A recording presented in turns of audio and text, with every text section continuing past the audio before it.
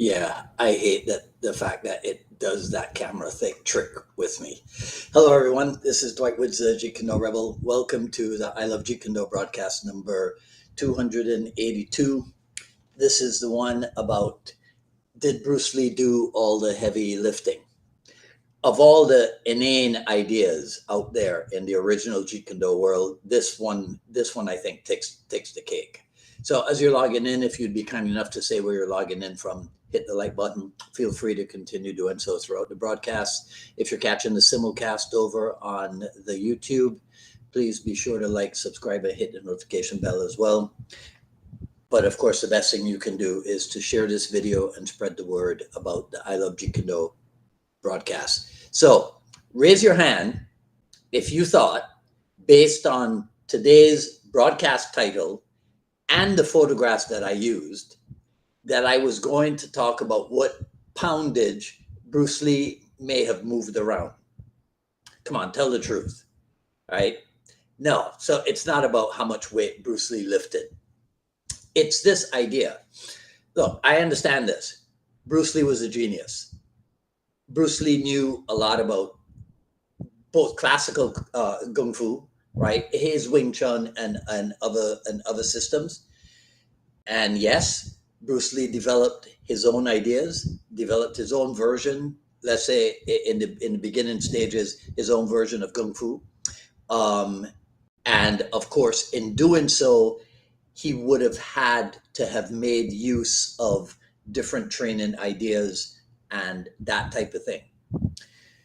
But the idea that in formulating Jeet Kune, he did all the work, almost like he created this perfect system, right? See, if we were to hear from a practitioner of some art or some style, right? Let's say, let's pick on Kyokushin, okay? I'm tired of picking on Shotokan. Let's say somebody from Kyokushin tells us that Kyokushin is the perfect style, is the perfect art, is the perfect system. We would probably want to argue that. But there's some in the Jeet Kune world who seem to have this idea that that's what Bruce Lee did. Bruce Lee created the perfect system. There's nothing to question. There's nothing to work, to develop, right? He did it all. He did all the heavy lifting. And so his descendants, his followers, don't have to work out anything for themselves, right?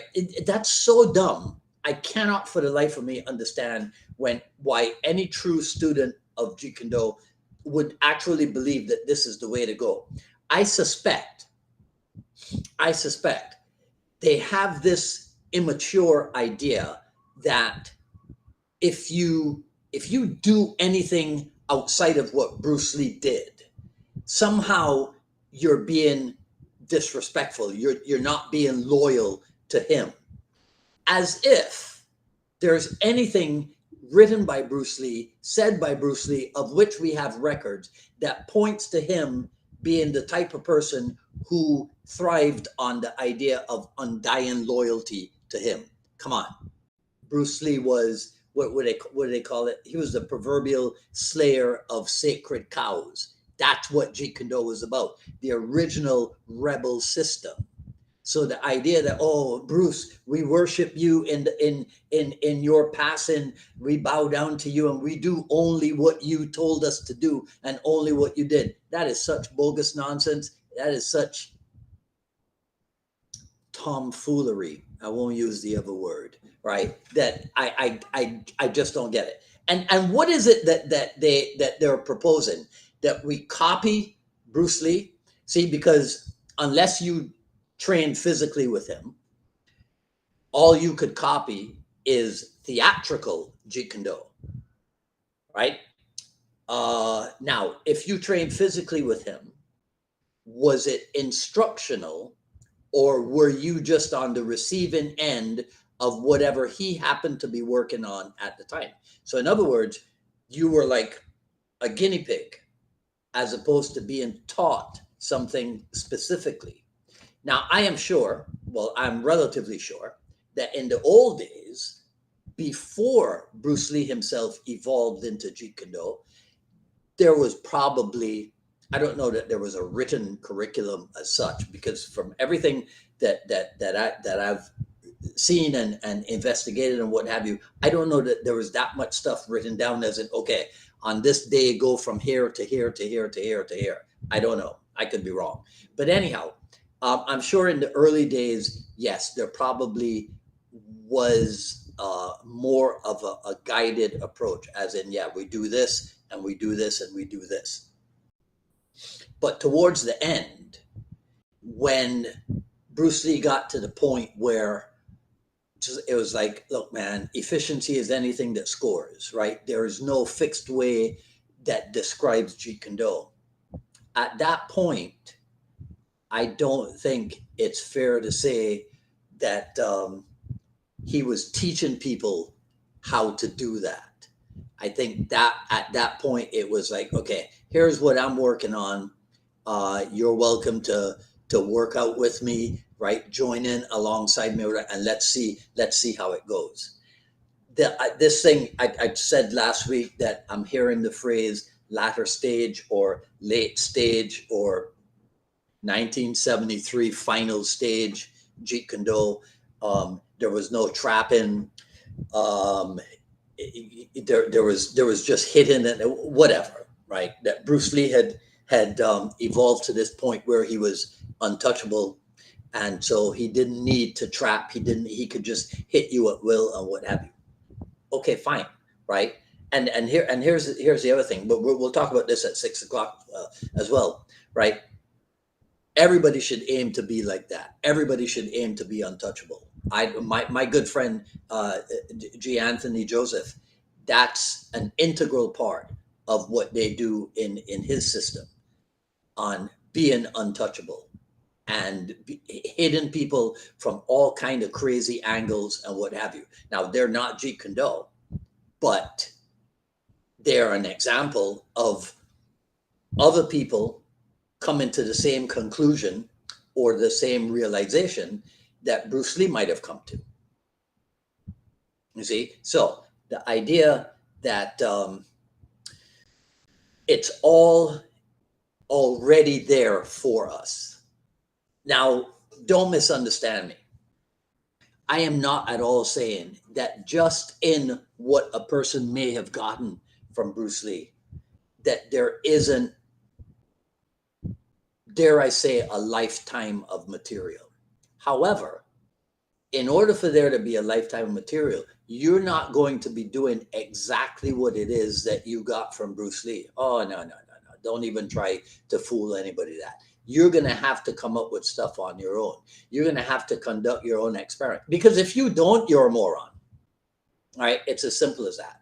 Okay, Bruce Lee I don't see how Bruce Lee would ever have been encouraging anybody to go, no. Just stick to this. Just don't do your own thing. Just do my thing.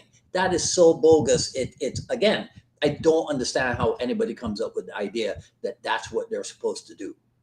But on the other hand, I am not saying, because there's idiots out there. So if I say that within JKD there's a lifetime of creativity or what have you, that automatically I'm saying that well, let me get this right. See, because it's a funny thing.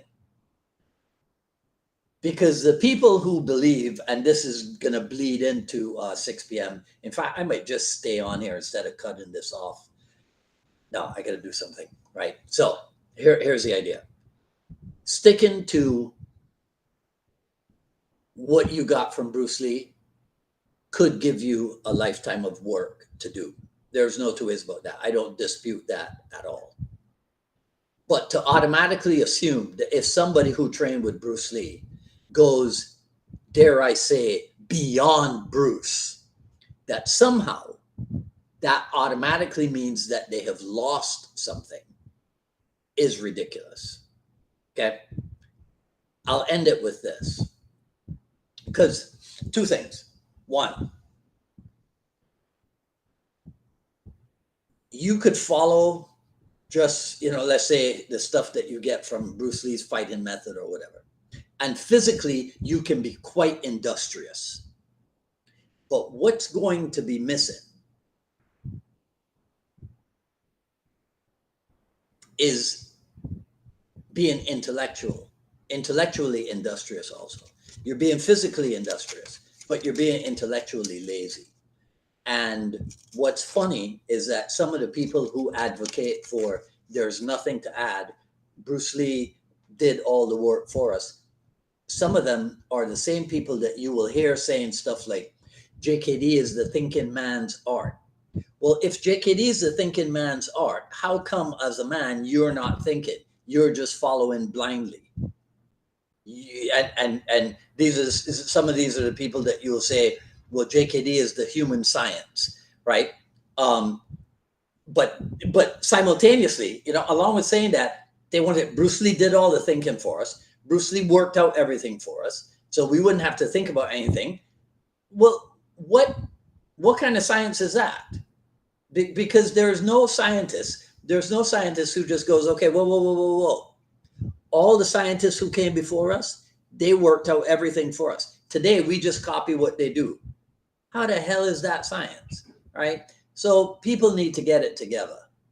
This idea that Bruce Lee created the perfect system and all you got to do for security is to just follow him. Okay? I don't think so. You guys let me know what you think in the comments below. That's all I got to say about this video. If you like what you heard, please comment, rate, subscribe, and hit the notification bell. Follow me on Twitter at Dwight Woods and on Instagram at Dwight D. Woods. At paypal.me/unifiedma, you can find the Jeet Kune Journey Volume 1, paypal.me/unifiedma Miami.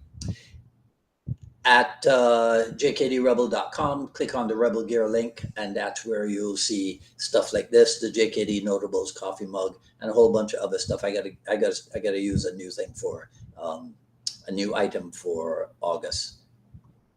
And come back in 45 minutes, 43 to 45 minutes, and we will do the regularly scheduled 6 p.m. JKD Dialogues and the Jeet Kune Rebel present the comment section part 2. Right? We will be looking one more time only, at this notion that Dan and Asano added stuff to Jeet Kune. So bogus. All right, so I'll see you guys in 45 minutes or so. Okay, until then, Dwight Woods, the Jeet Kune Rebel, signing off. See you soon. Take care.